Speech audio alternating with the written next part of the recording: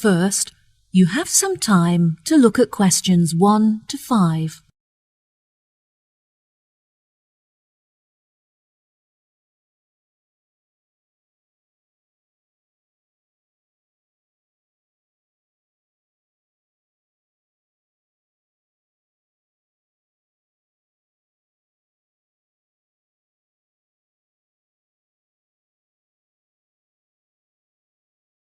You will see there is an example that has been done for you.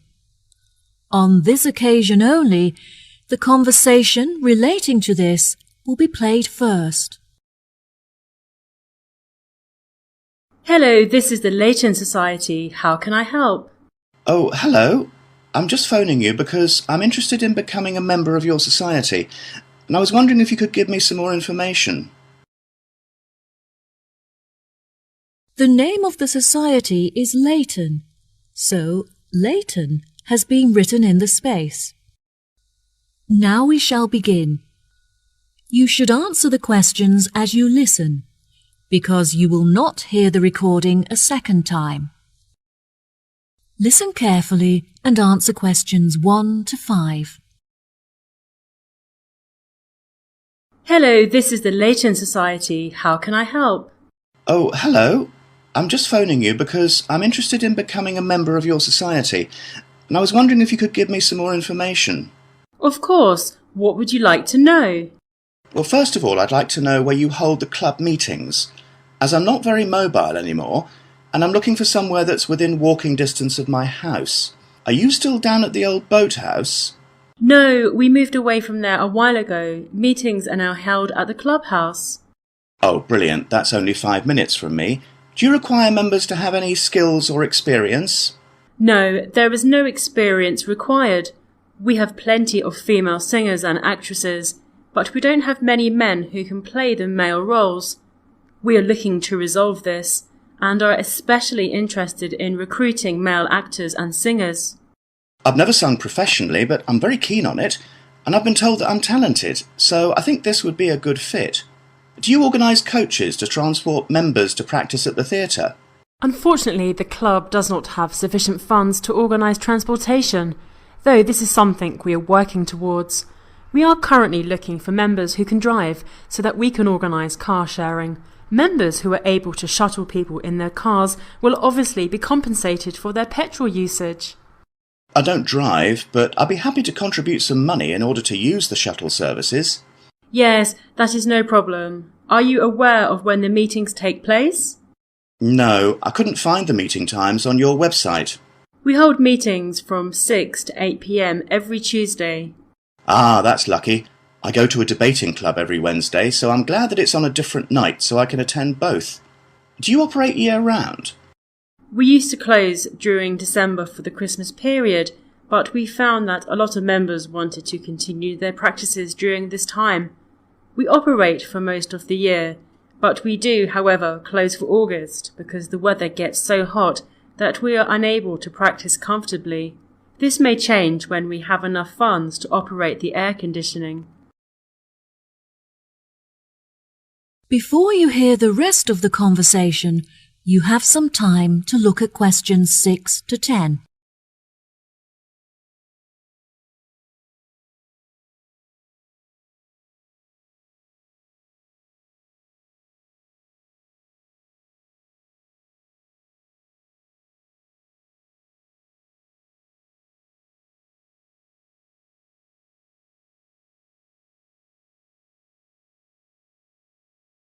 Now listen and answer questions 6 to 10.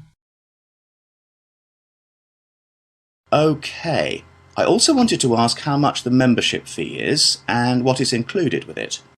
Our membership fee is inexpensive and it includes many benefits that certainly make the costs worth it. For example, we hold an annual event where members can meet each other and converse about topics that they have in common. We find that this is very popular, as the dinner is truly superb and included with your membership fee. Wow, that sounds great. And how much does membership cost? We have a couple of membership rates depending on your age and situation. For employed members under the age of 30, the fee is £40, while it costs £60 for members aged between 30 and 60. Which of these categories do you fit into? Oh, I don't fit into either of those. I'm 65 years old and retired, so I'm no longer employed. That's no problem at all. You qualify for the lowest price membership fee of £25, which applies to those who are either unemployed or retired. Wow, that's really affordable. I was thinking of bringing my grandson along to some of the practices, so what would the membership cost for him? He's 14. I'm afraid that the club is for adults only. That is to say, we don't allow members who are aged 16 and under. He is welcome to join in 2 years' time, though.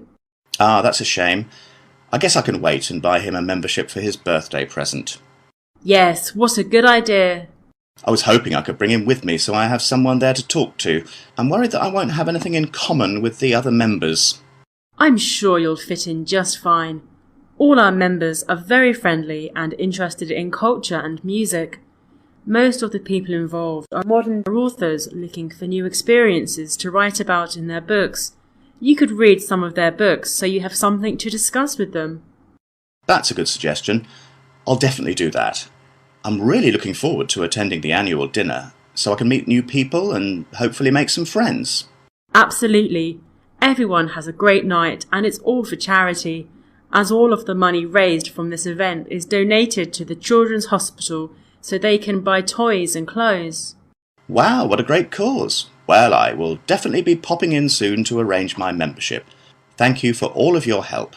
No problem at all. Goodbye. Bye.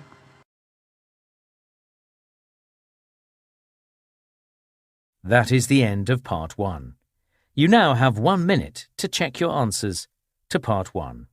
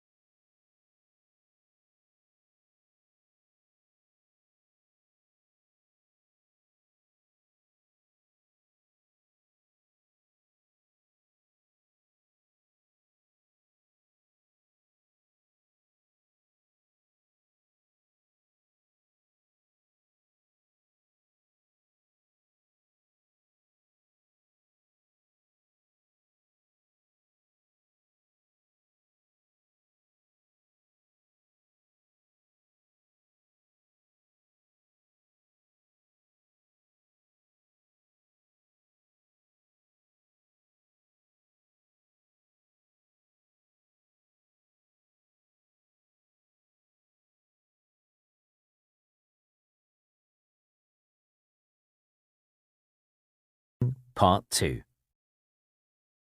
You will hear a part of a talk given by a director of a train station.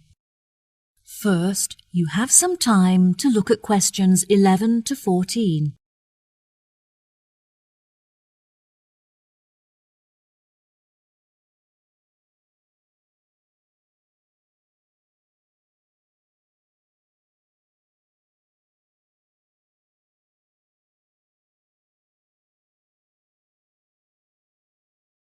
Now listen carefully and answer questions 11 to 14. Hello, and thank you for attending this meeting. I have called it to discuss station matters, as there have been a number of changes made, and I want to ensure that you are all filled in. Well, as I'm sure you will all have heard, there are plans underway to make some alterations to the station complex. Though we did the reconstruction work that occurred last year, from the data collected this year, we have learned that our station is too small to cope with a large number of visitors passing through it on a daily basis. However, relocation is unnecessary, which means you, our staff, will be unaffected and can continue with your work as normal. We have decided that our only option is to make the area bigger by building new platforms and new facilities, such as cafes and lounge areas. We have already purchased the site on which these new facilities will be constructed. We had initially planned to build on the site of the old industrial buildings. However, tests carried out on the soil and water showed that it was too highly contaminated with waste from the industrial processes. Instead, we have purchased the site just across the road, on which there used to be a lot of houses that were later converted into shops. These buildings will, of course, be demolished to make room for our new facilities. What is going to be built on this new site? I see you thinking to yourselves. There have been a lot of ideas put forward by all the parties involved. Initially, the station had planned to use the site as a car park. However, we decided this would be a very unsatisfactory way to occupy the space. Instead, we have hired an architect who has an exciting vision to transform the site into a large leisure centre complete with cafes, shops and a lounge where visitors can relax. We hope that this new complex will attract many visitors, not just from the station but also from the apartment blocks in the nearby town centre. As part of the construction works, we are also going to create new formal gardens where visitors can enjoy the greenery and sit outside in the fresh air. The new leisure complex will be located to the right of the shopping district, so these formal gardens will serve as a meeting place for pedestrians. Before you hear the rest of the talk, you have some time to look at questions 15 to 20.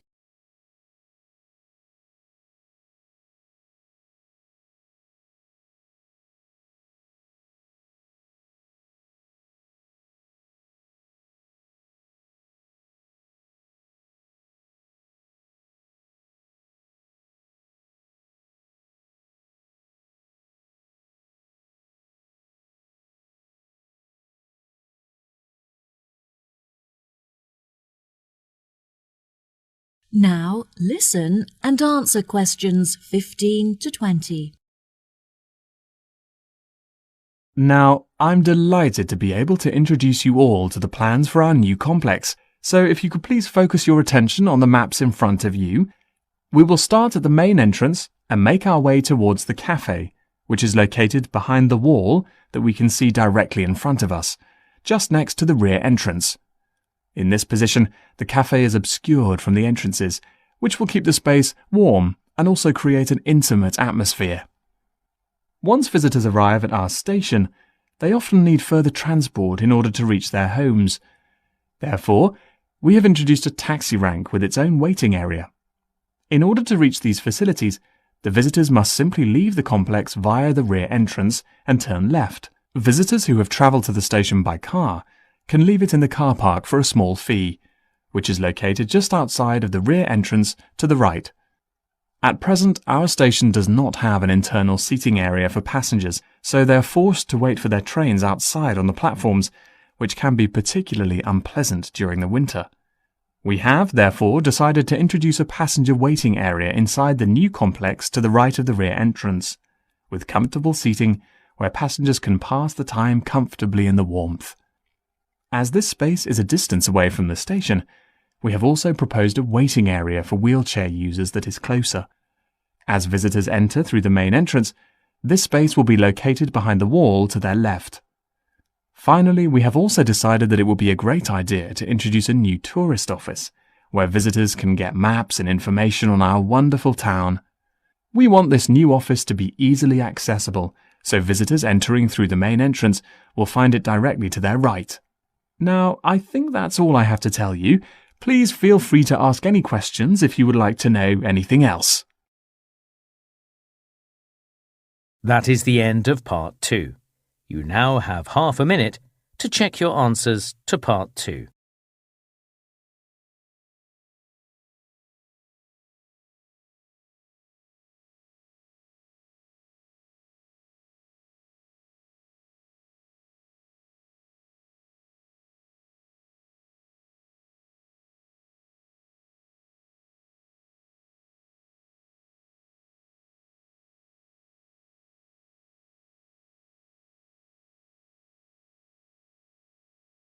Part 3. You will hear 3 students discussing an experiment they're interested in. First, you have some time to look at questions 21 to 25.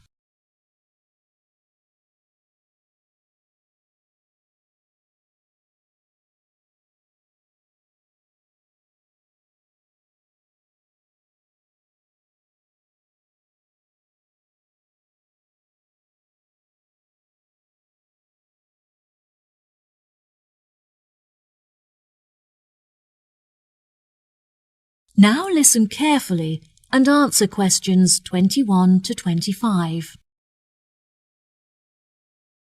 Oh, hi Jen and Irene. Are you two heading to class? Hey, Bill. Yes, we're just walking there now. We're a little bit early, but we wanted to prepare our apparatus for the experiment. Do you want to walk with us? Yes, sure. It'll be good to catch up. How is everything going with your experiment? Have you decided what your test subject is yet? It's going really well, and we're conducting the test as laboratory partners. We've decided to test the effects of gravitational force on a series of objects with different densities. It's interesting, but it's a lot of work. I've been planning the experiment for the last 2 weeks, and I only finished yesterday. Gosh, Irene, I'm really impressed by how hard-working you are. I enjoy chemistry so much that it doesn't feel like work. Whenever I have some free time at the weekend, I spend it in the laboratory working on it. It almost feels like a second home to me. How about you, Bill? Who is your laboratory partner? The tutor partnered me with Kim. At first I was worried because I've never worked with him before, and I was worried that he wouldn't be very good at laboratory work. But actually, he's very capable. I've noticed that he's always very well dressed. Yes, he's very stylish, and we share the same tastes in clothes. That doesn't stop him from getting his hands dirty, though. He's a very hard worker and makes a significant contribution, which I'm really grateful for. Ah, it's good that you get on well with your partner. It makes the experiment so much more enjoyable when you work well together. What do you think of the other people in our group? A lot of the boys are really good at maths, which is really helpful with all the calculations we have to do. Irene is good at maths as well, which makes her contribution really useful because she can do all the equations. I take care of all the writing because Irene finds that difficult. We'd probably fail without each other's help. That's true. I'm so glad that we're nearly finished. Only because you finished the data analysis. Oh, Jen, you give me too much credit. I'm so glad that I didn't get partnered with Linda again. Jen and I were grouped with her for our last experiment, and it was a nightmare. Yes, she always submitted her work on time for the group work, but she never had her phone on her, so it was impossible for anyone to keep in touch with her and vice versa. Her attitude was pretty annoying, but in all fairness, she was a very hard worker because she realized the amount of work needed to get a high score. Jen is such a hard worker. In fact, she has been invited to work on the professor's personal project. Wow, that's amazing. Well done. Why were you picked? I thought he would pick one of the students that he's closer to, but he told me he was impressed with me because I always complete reading the assignments in time for class. I bet you'll be really popular among the other students when they find out. They'll all want to hear about the project. Before you hear the rest of the conversation, you have some time to look at questions 26 to 30.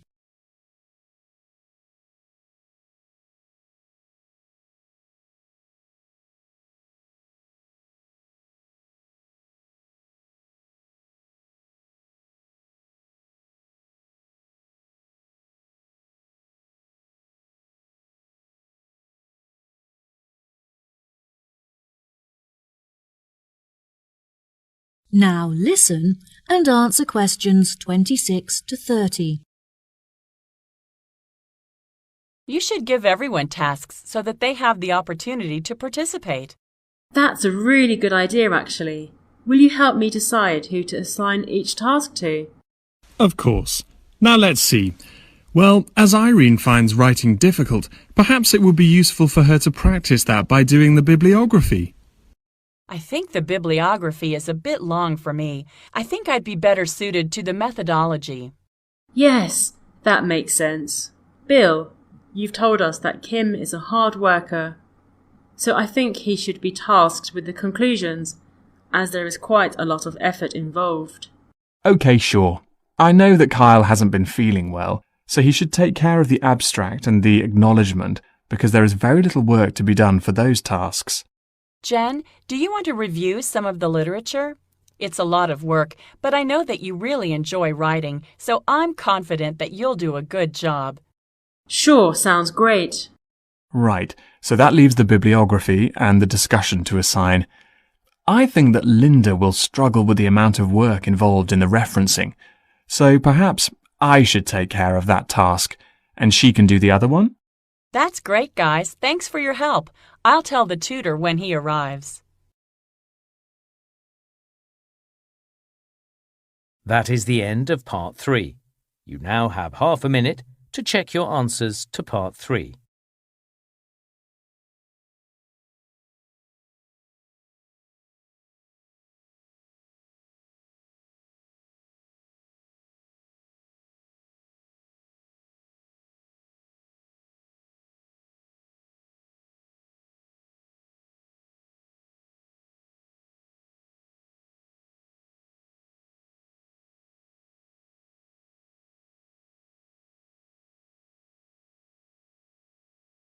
Listening, Part 4. You will hear a talk on research in nanotechnology. First, you have some time to look at questions 31 to 40.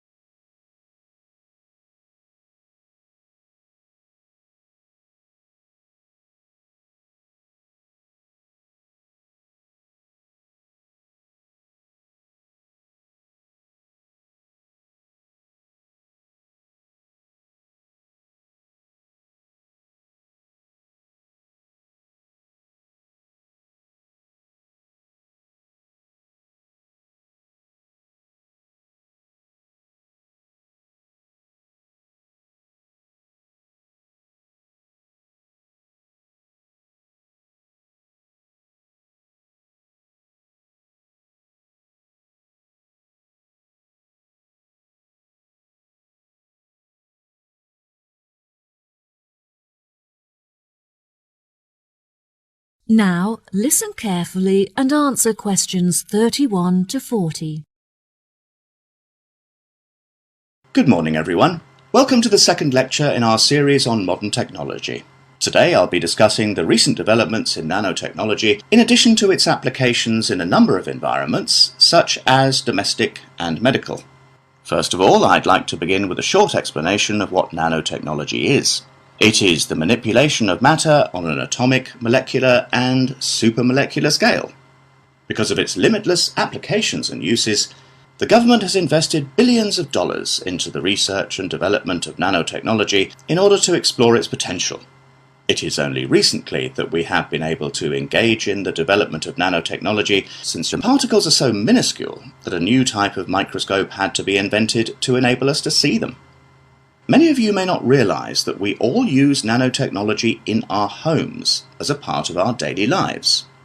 For example, a new dietary supplement uses nanotechnology in order to help our body to absorb iron from our diet more efficiently, which can help to prevent anemia. This technology also makes it easier and cheaper for factories to produce foods such as chocolates, as the nanomolecules help the food to meet our recommended daily intake of certain vitamins and minerals. This may sound odd, but in fact it just means that the food is healthier and cheaper and has increased flavour. Another application for nanotechnology is in the agriculture industry.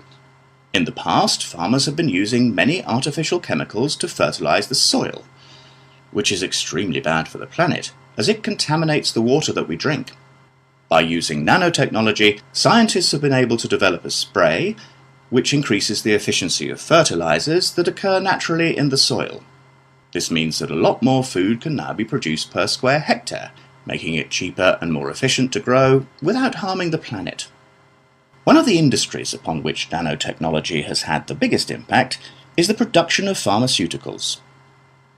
One of the most commonly occurring illnesses is food poisoning, as many foods have naturally occurring contaminants that can be harmful if eaten without being thoroughly cooked.